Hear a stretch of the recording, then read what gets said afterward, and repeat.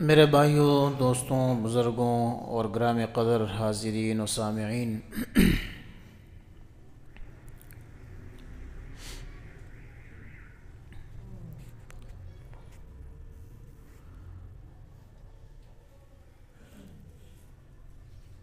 آج کا جمعہ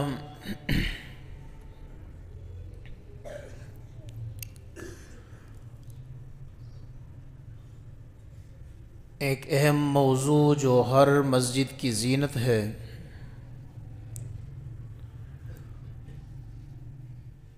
اور وہ موضوع ہے جو نبی پاک صلی اللہ علیہ وسلم کے دور سے چلا آ رہا ہے،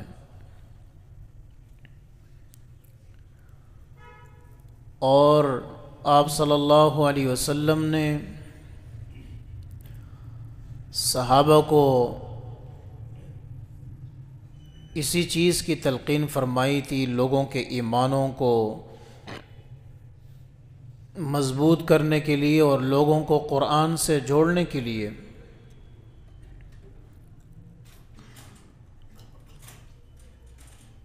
وہ موضوع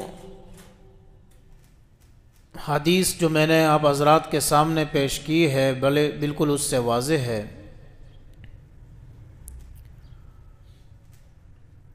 جیسے کہ اللہ قرآن کریم میں ارشاد فرماتا ہے، ان ھذا القرآن یہدی للتی ہی اقوم، کہ اللہ نے اس قرآن کو امت کے لیے جو ہے وہ ہدایت کا ذریعہ بنایا ہے، اور جو لوگ ایمان لا کر نیک عمل کرتے ہیں، یہ قرآن ان کو ایک عظیم اجر کی خوشخبری سناتا ہے۔ پھر میں نے آپ حضرات کے سامنے ایک حدیث پیش کی،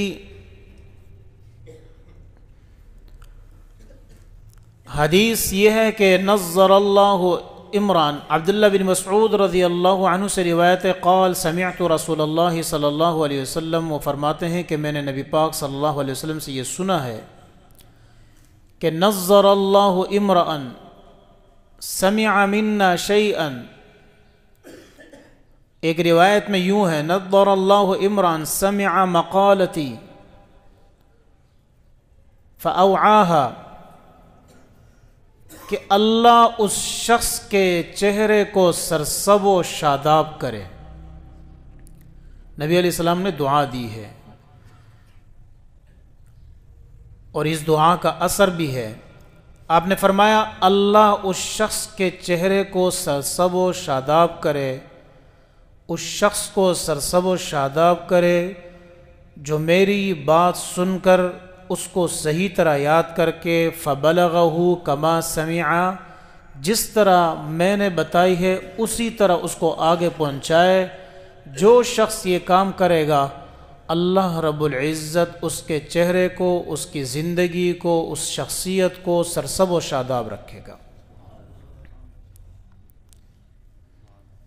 یعنی نبی علیہ السلام نے اپنی بات آگے پہنچانے کے لیے سب سے پہلے جو پہنچائے گا اس کو دعا دی ہے کہ اللہ اس کو سرسب و شاداب کرے۔ اس سرسب و شادابی والی دعا میں وہ مؤذن شامل ہے جو اللہ اکبر کی صداؤں کے ساتھ لوگوں کو دین کی طرف، نماز کی طرف بلاتا ہے۔ اس سرسب و شادابگی میں وہ شخص بھی شامل ہے جو درس و تدریس کے نظام کو قائم رکھا ہوا ہے مدرسوں میں۔ اس حدیث کا وہ شخص بھی مصداق ہے جو منبر پر بیٹھ کر لوگوں کو دعوت دے۔ بلکہ نبی علیہ السلام نے ایک اور اضافہ فرمایا کہ بعض دفعہ سننے والا جو ہے، جو مجھ سے بات سن رہا ہے، یعنی کوئی شخص کوئی حدیث سن رہا ہے، مثلا مجھ سے کسی نے بات سن لی، تو جس نے مجھ سے سنی ہے وہ اتنا زیادہ عمل پیرا نہیں ہوتا جتنا جس کو پہنچائی جاتی ہے وہ عمل پیرا ہو جاتا ہے۔ یعنی کتنے لوگ ہوتے ہیں کہ جن کو ہم بات سناتے ہیں خود ہمارا اتنا عمل نہیں ہوتا جتنا اگلے بندے کو دیکھتے ہیں کہ وہ کتنا عمل کر رہے ہیں. لیکن بے فکر رہیں کہ آپ کے اس سنوانے پر یا آگے پہنچانے پر جتنا لوگ، ٹائمز کمپنی آئی نا، ٹائمز کمپنی تو جھوٹی کمپنی تھی اور فراڈ کی کمپنی تھی. تو اس کمپنی نے کیا کیا کہ جو آپ آئیں گے آپ کو پیسے بھی دیے جائیں گے، اور آپ کے بلبوتے پر جو اگلے آئیں گے اس کے پیسے بھی آپ کو ملیں گے، اور ان کے بلبوتے پر اگر اور آئے تو اس کا بھی آپ کو سٹار ملے گا. حالانکہ وہ کیا تھا؟ جھوٹ، فراڈ، فریب، سب کچھ تھا. اللہ کا کلام جھوٹا نہیں ہے، اللہ کے نبی جھوٹے نہیں ہیں، بلکہ اللہ کے نبی نے فرمایا کہ اگر کوئی شخص اس طرح آگے بات پہنچائے گا، جتنے لوگ اس پر عمل کریں گے اللہ سب کا ثواب پہنچانے والے کو عطا فرمائے گا. تو چونکہ وہاں پیسے ہیں وہاں تو ہم بھاگ کے جاتے ہیں. اب اس حدیث کی اتنی خوبصورتی ہے کہ آپ حضرات نے دیکھا ہوگا کہ جس قدر انہماک کے ساتھ لوگ اللہ کے نبی صلی اللہ علیہ وسلم کی بات کو پہنچاتے ہیں، اتنے ہی اس کے چہروں پر، اس کی زندگیوں میں تازگی پیدا ہوتی ہے.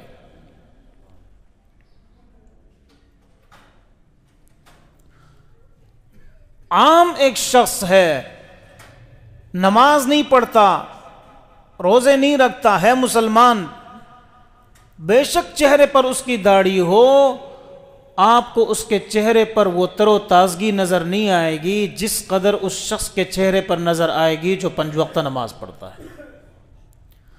اور پھر ان علماء کے چہروں پر آپ کو نظر آئے گی جو سب سے زیادہ درس و حدیث کے ساتھ کیا ہوتے ہیں؟ منسلک رہتے ہیں. چہرے خوبصورت چہرے ہوتے ہیں. کیا ان کی علامت کیا ہے؟ آپ صلی اللہ علیہ وسلم نے فرمایا اللہ کے ولی کی علامت یہ ہے کہ جس کو دیکھ کر خدا یاد آ جائے. یہ علامت ہے. اور ان کو دیکھ کر خدا یاد آتا ہے کہ اتنے خوبصورت چہرے والے. تو عنوان ہمارے یہ ہے کہ ہم درس و حدیث اور تدریس کے ساتھ کتنے منسلک ہے، درس قرآن کے ساتھ ہم کتنے منسلک، اس عنوان پر جو ہے گفتگو ہے. اللہ رب العزت ہم سب کو سننے، سنانے اور عمل کرنے کی توفیق عطا فرما دے.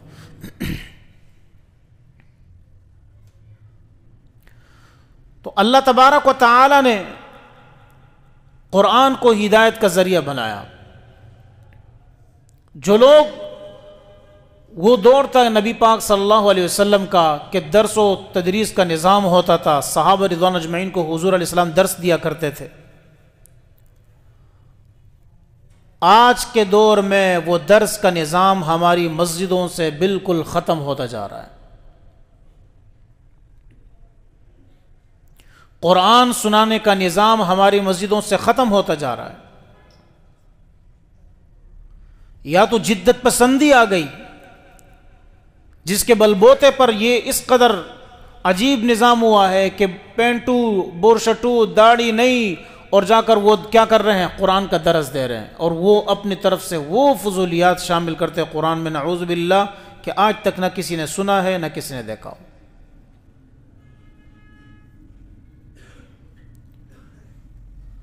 تو اللہ کے نبی صلی اللہ علیہ وسلم نے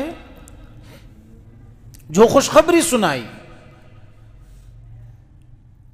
ہم میں سے ہر شخص اس خوشخبری کا مصداق بن سکتا ہے. اور اس کے اتنے فوائد ہیں درس کے، درس قرآن کے، کہ جو لوگ درس قرآن میں بیٹھتے ہیں یا درس حدیث میں بیٹھتے ہیں ان کو بلکہ خود جو سنانے والا ہوتا ہے، درس دینے والا ہوتا ہے، اس کو اس سے زیادہ فائدہ ملتا ہے.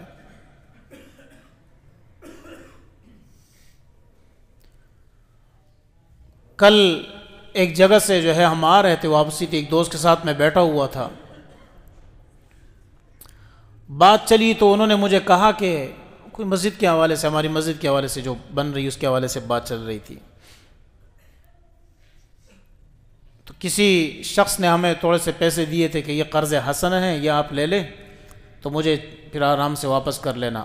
اب انہوں نے جو ہے وہ دن رات ایک کی ہوئی ہے ٹھیک ہے کہ بھائی وہ پیسے ہیں مجھے چاہیے. اور بندہ نہایت ہی بہترین انسان، ان کو ضرورت پڑ گئی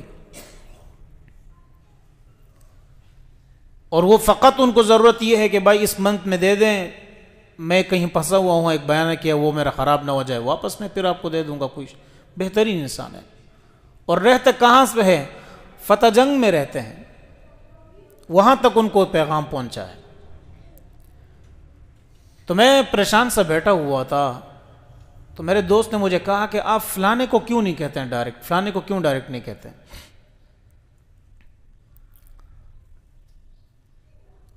تو میں نے کہا ہاں میں کہتا ہوں۔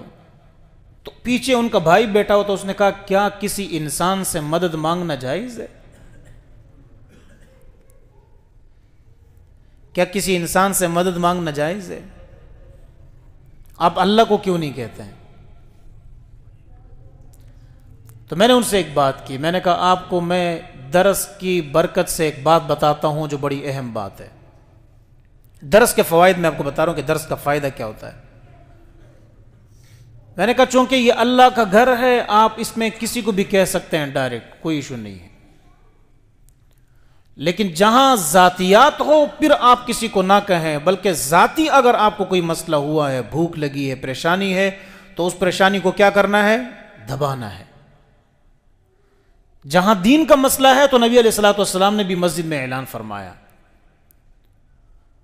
تو کہتے کیسے؟ میں نے کہا جب ذاتی بات آتی ہے تو نبی پاک صلی اللہ علیہ وسلم کی حدیث گزشتہ دن ہم فجر کے درس میں پڑھ رہے تھے، آپ صلی اللہ علیہ وسلم نے فرمایا من جاع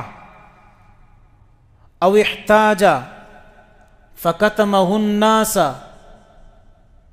جس شخص کو بھوک لگی یا پریشانی آئی اس کو ذاتی، اور اس نے اس کو لوگوں سے کیا کیا؟ چھپایا، فَيَرْزُقُهُ اللَّهُ فَحَقٌ عَلَى اللَّهِ أَن يَرْزُقَهُ رِزْقَ سَنَةٍ مِّنْ حَلَالٍ، اللہ اس کے اس چھپانے پر اور اپنی ذاتی بھوک کو چھپانے پر اللہ اس کو 1 سال حلال روزی عطا فرمائے گا۔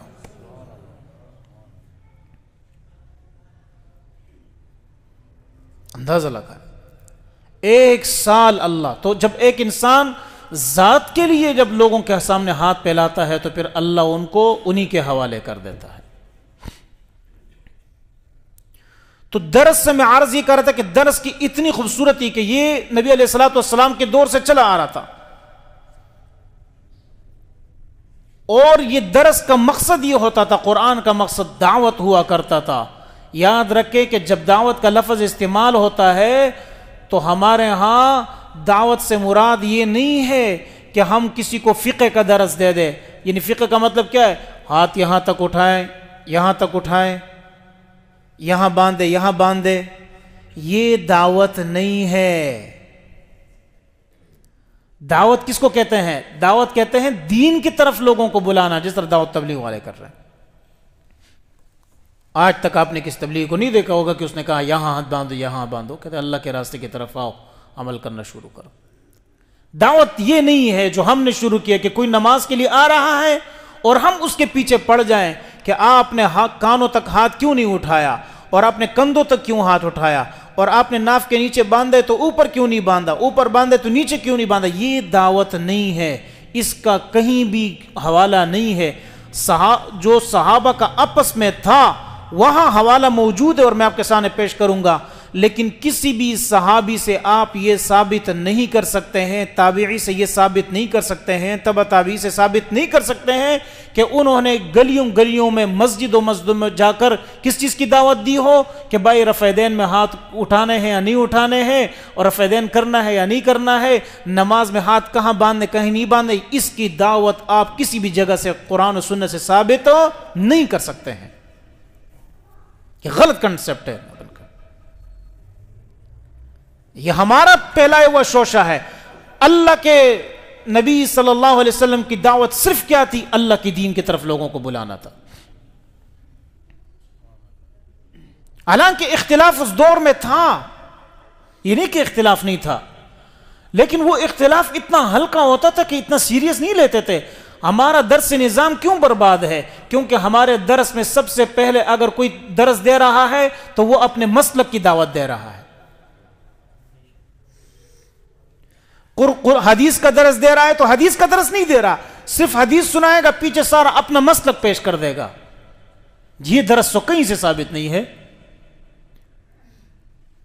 جبکہ بیسک اس شخص سے پوچھا جائے جن لوگوں کو آپ اس چیز کا درس دے رہے کہ ہاتھ یہاں باندھے نہیں, تو اگر آپ ان سے پوچھیں کہ دین اور مذہب میں کیا فرق ہے, پتہ نہیں ان کو.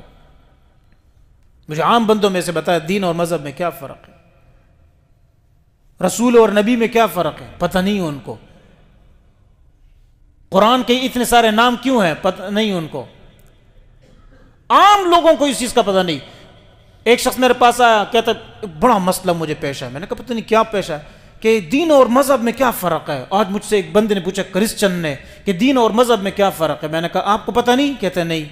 میں نے کہا اچھا مجھے یہ بتاؤ کہ آپ کو یہ پتہ ہے کہ ہاتھ کہاں باندھنے کہاں نہیں باندھنے. کہتے ہیں ہاں, ہاتھ ناف کے نیچے باندھ دیں گے, ناف کے اوپر نہیں باندھ دیں گے, یہ ہمارے عالم نے مجھے بتایا. میں نے کہا آج تک آپ کو یہ نہیں بتایا کہ دین اور مذہب میں کیا فرق ہے. کہتے چلے آپ بتائیں. وہ آزما رہا تھا کہ اس کو پتہ نہیں ہوگا. تو میں نے کہا خدا کے بندے دین کیا ہے. تمام نبی جس ایک کلمے کو لے کے آئے کہ توحید ہو, اللہ کی طرف لوگوں کو بلانا ہو, اس کو کہتے ہیں دین. اور اس میں جو مسائل ہو اس کو کہتے ہیں مذہب. ہر نبی کی شریعت کیا تھی؟ مختلف تھی, اس کو کہتے ہیں مذہب. لیکن ہر نبی کے دعوت کلمہ کیا تھا؟ ایک تھا, اس کو کہتے ہیں دین. اور پھر اس میں جو الگ جوڑ ہے وہ پیدا کیا, اس کو کہتے ہیں مسلک. ہمارا درس تدریس کا نظام سارا کس چیز پر منسلک ہے؟ مسلک پر ہے. میں یہ نہیں کروں کہ مدرسوں کا نہ ہو, مدرسوں کا بے شک ہو, وہاں کوئی وجہ نہیں. لیکن مسجد میں جو لوگ نہیں بیٹھتے ہیں درس میں, اس کی وجہ یہ ہے کہ ہم کس چیز کی دعوت دیتے ہیں؟ مسلک کی دعوت دیتے ہیں. حالانکہ مسلک کی دعوت مسجد میں درس کے نظام میں نہیں ہونا چاہیے. درس قرآن میں الحمدللہ ہمارے یہاں تو بیٹھتے ہیں. جس مسجد میں آپ دیکھیں کہ اگر وہ بریلوی کی مسجد ہے اور صرف بریلوی بیٹھ رہا ہے, تو اس کا مطلب ہے درس میں کیا ہے؟ فرق ہے. اہل حدیث کی مسجد اور صرف اہل حدیث بیٹھ رہا ہے, سمجھو کہ درس میں کیا ہے؟ تعصب ہے. دیوبندی کی مسجد اور صرف جو ہے دیوبندی بیٹھ رہا ہے, تو درس میں کیا ہے؟ تعصب ہے. اور جہاں آپ دیکھیں سارے اس کو سن رہے ہیں, تو سمجھو کہ درس میں تعصب اور مذہب مسلک کو سامنے نہیں رکھا جا رہا, بلکہ کس کو سامنے رکھا جا رہا ہے؟ قرآن و سنت کو سامنے رکھا جا رہا ہے. اس چیز کو سمجھنا ہوگا ہمیں. تو اختلاف نبی علیہ السلام کے دور میں بھی تھا. اب ایک گروپ تھا جو وہ کہتے تھے کہ بھائی کیا کریں گے, اونٹ کے گوشت سے وضو کرنا ضروری ہے. اونٹ کا گوشت جو کھائے گا, نہاری جس نے کھائی, تو وہ کیا کرے گا؟ وضو کرے گا. اور دوسرا گروہ کہتا تھا کہ نہیں, وضو نہیں کرے گا, ضروری نہیں ہے. دونوں نبی پاک صلی اللہ علیہ وسلم نے کسی کو منع نہیں فرمایا کہ تم غلط کہہ رہے ہو یا ایک دوسرے پر تان کیا ہو. یہاں تک کہ آپ اندازہ لگائیں, نبی علیہ الصلوۃ والسلام کی ایک حدیث ہے, آپ صلی اللہ علیہ وسلم نے فرمایا کہ جس میت کے مرنے کے بعد اس پر روئے لوگ, تو میت کو بھی عذاب ملتا ہے. یہ بات جب حضرت عائشہ رضی اللہ عنہا کے پاس پہنچی, تو انہوں نے فرمایا کہ ایسا غلط ہے جس نے یہ کہا ہے, کیونکہ اللہ کے نبی نے فرمایا, اللہ فرماتے وَلَا تَزِرُ وَازِرَةٌ وِزْرَ أُخْرَى, کوئی شخص دوسرے کا بوجھ نہیں اٹھائے گا, بلکہ کیا ہوگا؟ ہر بندہ اپنا بوجھ اٹھائے گا. علماء نے تطبیق یہ کی اس کے اندر, دیکھیں اختلاف آ گیا نا سامنے. تطبیق یہ کی گئی کہ جس میت نے کہا ہو کہ میرے مرنے کے بعد ماتم کیا جائے, میرے مرنے کے بعد مجھ پر رویا جائے, تو اگر اس پر کوئی روئے گا تو اس میت کو بھی اس کا عذاب ملے گا. اور یعنی رونے کا مطلب آنسو بہانا نہیں ہے, ماتم کرنا ہے, کپڑے پھاڑنا ہے. اور آج کے دور میں جو خواتین جنازے کے پاس آ کر جمع ہو جاتی ہے اور ایک بڑا نوحہ یاد کیا ہوتا ہے, پتہ نہیں فلانا آ گیا تو یوں گیا تھا, اور یوں اس کی جوانی تھی, اور یوں اس کا بڑھاپا تھا, اور یوں اس کو جو ہے میرے گھر میں آ کر اس نے چائے کا کہا, تو شکر یہ ہے کہ میں نے اس کو دودھ پتی چائے پلائی, اور میں نے اگر مولوی ہوگا تو کہے گا ہائے ہائے ابھی میں نے اس کو حلوہ کھلایا تھا. ملک صاحب کہیں گے کہ مفتی صاحب مر گئے اور شکر یہ ہے کہ میں نے ابھی ان کو حلوہ کھلایا تھا. یہ جو عورتیں, یہ مردوں کے اندر نہیں, عورتوں کے اندر یہ باتیں ہوتی ہے, یہ سارا کیا ہے؟ نوحہ ہے. اور نبی علیہ الصلوۃ والسلام نے فرمایا کہ جس نے اپنے گریبانوں کو پھاڑا اور وضرب الحدود وشق الجیوب ودعا بدعوى الجاہلیہ فلیس منا, وہ ہم میں سے نہیں ہے. تو یہ دو حدیثیں سامنے آ گئی, دو اقوال سامنے آ گئے. لیکن کیا ہوا؟ خوبصورتی کے ساتھ جب درس ہوگا, جب قرآن کا درس ہوگا, جب حدیث کا درس ہوگا, تب ہمیں اس کے اندر فرق واضح آئے گا کہ اندر میں فرق کیا ہے. تو ہم حدیث پہ بیٹھیں گے. اتنا بڑا اختلاف ہوتا تھا کہ نبی علیہ الصلوۃ والسلام بعض دفعہ حکم کیا ارشاد فرمانے, آپ نے فرمایا غزوہ خندق احزاب پیش آیا, غزوہ احزاب کے بعد حضور علیہ السلام نے فرمایا بنو قریظہ والوں نے کیا کیا ہے؟ منافقت کی, ہمارے ساتھ دھوکہ کیا ہے. کل تم نے بنو قریظہ میں جا کر کیا کرنی ہے؟ عصر کی نماز پڑھنی ہے. اب صحابہ یہاں سے روانہ ہوئے اور بھاگ جا رہے ہیں. اور الفاظ کیا ہے؟ لیصلین، تم ضرور بھی ضرور نماز پڑھو گے. لا یصلین احدکم الا فی القریظہ، بنو قریظہ، تم میں سے کوئی شخص اس وقت تک نماز نہیں پڑھے جب تک بنو قریظہ نہ پہنچے. اب بتائیں، حکم حضور کا بالکل کھلا تھا نا کہ نماز نہیں بلکہ کہاں پڑھنی ہے. اب صحابہ نے کیا کیا؟ روانہ ہوئے تو عصر کی نماز کا ٹائم آ گیا، بالکل نکل رہی ہے. تو ایک گروپ نے اپنی نماز پڑھ لی کہ نہیں بھائی، اور دوسرے گروپ نے کہا نہیں ہم وہاں پہنچ کے پڑھیں گے کیونکہ حضور نے فرمایا وہاں پہنچ کے پڑھو. تو جب دونوں گروپ نے اپنی نماز پڑھی، نبی علیہ الصلوۃ والسلام سے اس کا ذکر کیا تو نبی علیہ الصلوۃ والسلام نے فرمایا تم دونوں نے بہتر کیا ہے، تم دونوں نے اچھا کیا ہے. ایک نے نبی کے عشق میں یہ عمل کیا کہ وہاں جاؤں گا جہاں نبی نے حکم دیا ہے، اور ایک نے کس پر عمل کیا؟ عقل سے کام لیا کہ نہیں میں اس سے پہلے پڑھوں، کیونکہ نبی علیہ الصلوۃ والسلام کا مقصد کیا کرنا تھا کہ وہاں ضرور پہنچنے کا تھا یا وہاں ٹائم پر پہنچنے کا تھا، نہ کہ نماز چھوڑنے کا تھا. دونوں نے عمل کیا، نبی علیہ السلام نے فرمایا دونوں ٹھیک کیا. اور الفاظ نبی علیہ السلام کے کیا تھے؟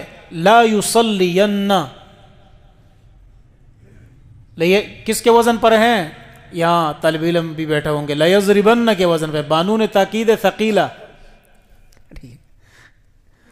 اب اگر قرآن پڑھیں گے، درس میں بیٹھیں گے، دیکھیں پہلے کتنا خوبصورت دور تھا کہ یہ عربی لازم تھی. اس کا فائدہ یہ ہوتا تھا کہ جب بھی کوئی طالب علم جو ہے وہ داخلہ لیتا تھا، اگرچہ عصری علوم ہو لیکن اس کو کم از کم قرآن امام صاحب جو پڑھا رہے اس کا ترجمہ اس کو پتہ ہوتا تھا. فلا، آج میں فجر کی نماز میں پڑھ رہا تھا، فلا تکن فی مریۃ من لقائہ وجعلناہ ہدی لبنی اسرائیل وجعلنا منہم ائمۃ یہدون بامرنا لما صبروا وکانوا بآیاتنا. کوئی حافظ نہیں ہے؟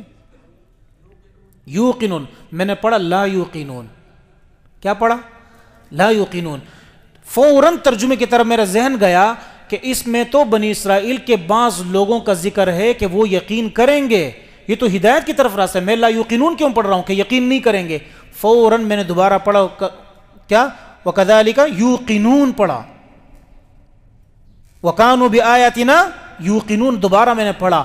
صرف وجہ یہ تھی کہ اگر عربی تھوڑی سی آتی ہو تو انسان کا قرآن ٹھیک ہو سکتا ہے.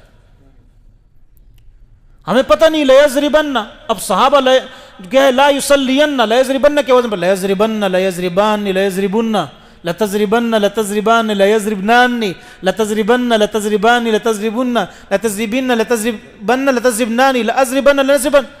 اب یہ جب عربی گرامر ہمیں انگلش کی تو ساری آتی ہے، سب سے پہلے ہمیں جو ہے انگلش کے گرامر سکھائے جاتے ہیں، عربی کی گرامر ہمیں نہیں آتی ہے.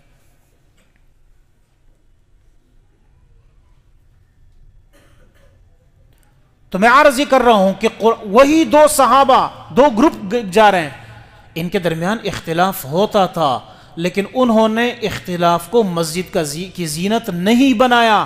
ہماری مسجدوں میں اختلاف مسجد کی زینت بن چکی ہے. میرے ایک دوست ہے پشاور میں نے ان کو کہا کہ آپ نہ فجر میں درس ہے نہ رات میں درس ہے. تو میں نے اسے کہا خدا کے بندے کم از کم فجر میں تو درس دینا شروع کر دو. کہتا ہے یار دل ہی نہیں کرتا، چھوڑو. میں نے کہا کیوں نہیں کرتا؟ کہتا ہے ظالموں نے 11 مہینے سے مجھے تنخواہ ہی نہیں دی ہے. صحیح کہتا ہے، 11 مہینوں سے امام صاحب کی تنخواہ نہیں ہے. افسوس نہیں ہے؟ 11 مہینوں سے. یہ ہمارے پٹھان لوگ بھی بس سو کنو پیسے نہ ورکا ہوتا سود اللہ پلا رکھے. ملا خستا سن ڈیر خپے، ہاں کھانا شانا کھلا کے نا گردن اس کی اتنی موٹی کریں گے لیکن جیب اس کا خالی ہوگا. 11 مہینوں سے بیچارہ. کہتے چھوڑو یار. تو میرے دل میں یہ خیال پیدا ہو کہ امام پیسوں کے لیے نماز نہ پڑھائے، نہ اس کے لیے، لیکن کم از کم عوام کو تو اس کا خیال ہو کہ میرا امام ہے کس پوزیشن میں ہے. یہ حق بنتا ہے. تب جا کر امام کے اندر کیا توجہ بڑھتی ہے. اگر یہ چیز نہ ہو تو توجہ نہیں بڑھتی ہے. میں خود اس چیز کو سامنے فیس کر سکوں، دیکھ چکا ہوں اس کو. اور ثابت ہے نبی پاک صلی اللہ علیہ وسلم کے دور میں ایک صحابی نے نماز پڑھائی، چھوٹے تھے کیونکہ قرآن کو یاد تھا اس وقت، عمر کا تقاضا اتنا نہیں تھا کہ عمر ضروری ہو، بلوغت شرط ہو، ہمارے نزدیک تو بلوغت شرط ہے، ابو حنیفہ رحمۃ اللہ علیہ کے نزدیک۔ انہوں نے نماز پڑھائی، اب جبہ اتنا بڑا کہ نیچے جو ہے وہ خاص وہ نہیں پہنا ہوا تھا، تو ایک عورت وہاں سے گزری، کہتے ہیں کہ تمہیں شرم نہیں آتی لوگوں کو کہا نماز کے بعد کہ اپنے امام کے لیے ایک جوڑا خرید سکو؟ انہوں نے ان کو جوڑا لے کر دیا۔ صحابی فرماتے ہیں کہ مجھے سب سے زیادہ زندگی میں خوشی اس جوڑے کی وجہ سے ہوئی ہے جو اللہ نے مجھے قرآن کی برکت سے عطا فرمایا۔ شرم دلانے کے لیے کوئی عورت کو وہاں سے لے کے تو یہ اختلاف تھا۔ آپ اپنی مسجدوں میں اپنے جو درس کا نظام ہے، کہیں بھی آپ جائیں اور آپ کے ہاں مسجد ہو، آپ درس کا نظام رکھے وہاں پر۔ اب اگر میں تھوڑا سا یہ رکھتا ذہن کہ شکر یہ کہ آس پاس درس اتنا زیادہ نہیں ہے تو چلو ہماری مسجد میں درس ہو، ایسا میں ہرگز نہیں کہوں گا۔ جہاں پر بھی مسجد ہے آپ اس میں درس کا نظام رکھیں اور اس میں صاف کہیں کہ آپ اختلاف اس چیز پر نہیں گے، رفع دین وغیرہ یہ فروعی اختلافات ہے، اس کا ہاں وہ مدرسوں میں ہے، وہاں کوئی مسئلہ نہیں، وہاں مذاہب کو پڑھایا جاتا ہے، وہاں کوئی ایشو نہیں ہے۔ لیکن وہاں میں آپ کو بتاتا ہوں، ہمارے ہاں ہمیں باقاعدہ چاروں مذاہب پڑھائے گئے، لیکن ہمیں یہ بتایا گیا کہ ہر مذہب والوں کی اپنے قدر کرنی ہے۔ اور دلیل کیا دیتے ہیں آپ خود اندازہ لگائیں۔ امام شافعی رحمۃ اللہ علیہ کے نزدیک فجر کی نماز میں قنوت نازلہ ہمیشہ پڑھی جاتی ہے۔ قنوت نازلہ جانتے ہوں گے آپ؟ نہیں جانتے ہیں؟ فجر کی نماز میں نبی پاک صلی اللہ علیہ وسلم نے یہودیوں پر لعنت کرنے کے لیے اور ان کی جو حرب تھے ان کو جو ہے وہ اس پر بددعا دینے کے لیے نبی پاک صلی اللہ علیہ وسلم فجر کی نماز میں دوسری رکعت میں جب آپ اٹھتے تھے تو رکوع سے اٹھنے کے بعد آپ قنوت نازلہ پڑھتے تھے۔ اس کو کہتے ہیں قنوت نازلہ۔ اللہم اہدنا فی من ہدیت وعافنا فی من عافیت وتولنا فی من تولیت وقنا شر ما قضیت فانک تقضی ولا یقضى علیک۔ یہ لمبی دعا ہے، نبی علیہ الصلوۃ والسلام پھر ان کو بددعا دیتے تھے اور اس میں مجاہدین کے لیے دعا، اللہم انصر المجاہدین فی کل۔ اس کا اتنا خوبصورت الفاظ ہیں ان کے اور اتنا خوبصورت نظام ہے، اگر فجر کی نماز میں یہ پڑھی جائے تو آپ کے رونگٹے کھڑے ہو جائیں گے، اس کا اتنی خوبصورتی اس کے اندر۔ لیکن امام حنیفہ رحمۃ اللہ علیہ فرماتے ہیں کہ نہیں، یہ نبی علیہ الصلوۃ والسلام نے مخصوص وقت میں کیا تھا پھر چھوڑ دیا تھا، ہمیشہ نہیں کیا تھا۔ امام شافعی رحمۃ اللہ علیہ کیا کرتے ہیں؟ ہمیشہ کرتے ہیں۔ تو چونکہ اس میں خوبصورتی بہت ہے، مثلا میں فجر کی نماز میں ہم کھڑے ہیں اور رکوع کے بعد کھڑے ہو گئے اور میں نے کہا آپ سب آمین کہیں، اللہم انصر المجاہدین فی کل مکان۔ اللہ، اب دیکھ رہے ہیں اس کا ہے اللہم انصر المجاہدین فی افغانستان، اللہم انصر المجاہدین فی غزہ، اللہم انصر المجاہدین فی کل البلاد المسلمین۔ یہ خوبصورت ہے، یہ فجر کی نماز میں رکوع کے اٹھنے کے بعد دوسرے رکعت میں یہ پڑھتے تھے، اس کو کہتے ہیں دعا قنوت۔ امام شافعی رحمۃ اللہ علیہ کہاں آئے؟ امام ابو حنیفہ رحمۃ اللہ علیہ کی مسجد میں آئے، اور یہ امام حنیفہ رحمۃ اللہ علیہ کی مسجد ایسی مسجد نہیں ہے، یہاں درس ہوا کرتا تھا۔ یہ کس کی مسجد ہے؟ یہ مسجد بنائی ہے کس نے؟ اچھا میں وجہ بیان کرتا ہوں، یہ مسجد بنائی کس نے؟ حضرت عمر رضی اللہ عنہ نے۔ اس مسجد میں درس کون دیتے تھے؟ عبداللہ بن مسعود رضی اللہ عنہ، ٹھیک ہے۔ اس مسجد میں کون ہوتے تھے؟ ان کے شاگرد علقمہ رحمہ اللہ تعالی۔ ان کے شاگرد کون تھے؟ امام نخعی رحمۃ اللہ علیہ، ابراہیم نخعی رحمۃ اللہ علیہ تھے۔ ان کے شاگرد کون تھے؟ حماد، امام ابو حنیفہ کے استاد۔ ان کے شاگرد کون ہے؟ امام ابو حنیفہ رحمۃ اللہ علیہ۔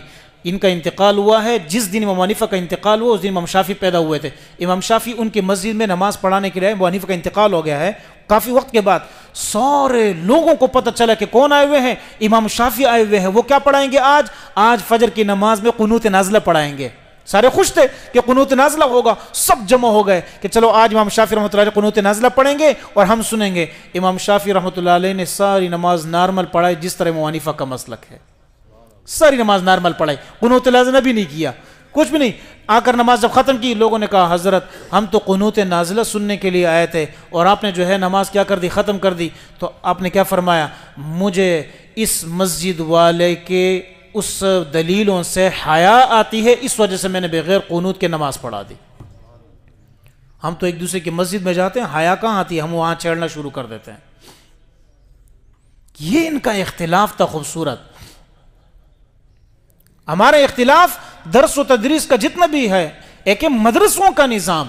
میں اللہ کی قسم کھا کے کہتا ہوں کہ ہمارے مدرسوں میں آج تک ہمیں رفع دین یہ سب چیزیں بتائی گئی ہے، نماز میں ہاتھ کہاں باندھنا کہاں نہیں، لیکن ہمیں اختلاف کا سلیقہ بھی سکھایا ہے. یہ ہمارے استادوں نے سکھایا. میں اس پہ بھی قسم کھاتا ہوں، میرے استاد ہے حضرت مولانا شفیع صاحب، اور یہ غالباً القلم اخبار کا اداریہ لکھتے ہیں، یا الاسلام یا القلم کا لکھتے ہیں، یہ اداریہ لکھتے ہیں وہ مولانا جو ہے شفیع صاحب. ایک دفعہ انہوں نے کہا بیٹا تمہاری نسبت دیوبندیت کوئی مذہب نہیں ہے، دیوبندیت کوئی مسلک نہیں ہے، یہ غلط ہے. چونکہ وہاں سے علماء کا ایک سلسلہ پہلا مدرسہ بنایا گیا تھا انہی کے خلاف، کہ انگریزوں نے اپنا نظام بنایا تو ہم نے اپنا ایک نظام بنا دیا، اور یہ نظام تعلیم سب سے پہلے رکھا گیا ہے، اس کی طرف نسبت ہوتی ہے. فرمایا خبردار اگر تم نے اپنے متبعین یا اپنے سامعین یا اپنے نمازیوں کو دیوبندی بنایا، یہ تم ان کے لیے نہیں ہے. بے شک وہ محبت کرے آپ سے، بے شک وہ دیوبند سے محبت کرے، لیکن آپ نے ان کو اس چیز کا درس نہیں دینا ہے. اگر آپ ذاتی طور پہ تو خود کو کہہ سکتے ہیں کیونکہ آپ کا سلسلہ علم وہاں جا کر پہنچتا ہے، اور دیوبند سے امام شاہ ولی اللہ محدث دہلوی تک پہنچتا ہے، اور ان سے جا کر یہ سلسلہ نبی علیہ السلام کو پہنچتا ہے. وہ سلسلہ تو ٹھیک ہے، جس طرح ایک جو ہے کیا ہے، ایک شخص اپنے آپ کو ازہر کا ہے، وہ ازہری کہتا ہے وغیرہ وغیرہ، لیکن آپ نے کبھی بھی اپنے عوام کو اس چیز کا درس نہیں دینا ہے. اور انشاءاللہ اس پر عمل کل بھی تھا اور آج بھی ہے اور آئندہ بھی ہوگا. اس لیے بہرحال ہمیں یہ چاہیے کہ ہمارے مسجدوں میں درس کا جو نظام ہے اس کو ہم مضبوط کریں. اور وہ مضبوطی کیا ہے؟ ہمارے ہاں پیر منگل بدھ کو ہمیشہ درس ہوتا ہے، کس کا؟ عشاء کے بعد قرآن کا. اس کو ہم مضبوط کریں، اس میں بیٹھیں. الحمدللہ اس میں وہ باتیں آتی ہے کہ کبھی سوچا بھی نہیں ہوتا. میں ٹائم مکمل ہو رہا ہے، میں گزشتہ دن ایک درس دے رہا تھا. درس کے دوران میں نے ایک بات بتائی تھی اب حضرات کو کہ جب بھی کسی آیت کا آخر ہوتا ہے تو وہ پہلے سے کیا ہوتا ہے؟ اس کا جڑا ہوتا ہے، اس کا ایک تعلق ہوتا ہے. اس کو ترابط کہتے ہیں، ترابط. اب وہ ربط جو ہے، میں ایک آیت پڑھی وَمِنْ آیَاتِهِ مَنَامُكُمْ بِاللَّيْلِ وَالنَّهَارِ وَابْتِغَاؤُكُمْ مِنْ فَضْلِهِ. اللہ کی نشانیوں میں سے یہ ہے کہ تمہارا سونا اور دن کو تمہارا کاروبار کرنا. إِنَّ فِي ذَلِكَ لَآيَاتٍ لِقَوْمٍ يَسْمَعُونَ. اس میں نشانیاں ہیں ان قوم کے لیے جو سنتے ہیں. تو میں حیران تھا کہ سننے کا نیند کے ساتھ کیا تعلق ہے. اب تفسیروں میں ڈھونڈا، کیونکہ ربط تو میں ضروری سمجھتا ہوں کہ کس طرح ربط ہے، ڈھونڈتا ہوں. مجھے تحریر و تنویر میں یہ ملا کہ یسمعون کا تعلق نیند سے اس لیے کہ جب ایک انسان نیند میں جاتا ہے تو گویا وہ موت میں چلا گیا. اللہ یتوفی الانفس حین موتها. نیند کی طرف اللہ نے موت کی نسبت فرمائی ہے، موت میں چلا گیا. تو اللہ فرماتا ہے وہ تو موت میں ہے، اس کو نیند کا کوئی پتہ نہیں ہے کہ نیند کتنی بڑی نعمت ہے، لیکن اس کے پاس جو جاگ رہا ہے، جو اس کو سن رہا ہے، اس کی آوازوں کو، جو سویا ہوا ہے اور اس کو نیند نہیں آ رہی، اس کو پتہ ہے کہ نیند کی کتنی بڑی نعمت ہے. ان فی ذلک لآیات لقوم یسمعون. تو یہ کس سے ہے؟ درس سے. ہم کوشش کریں گے نا انشاءاللہ. اللہ ہم سب کو عمل کی توفیق نصیب فرمائے.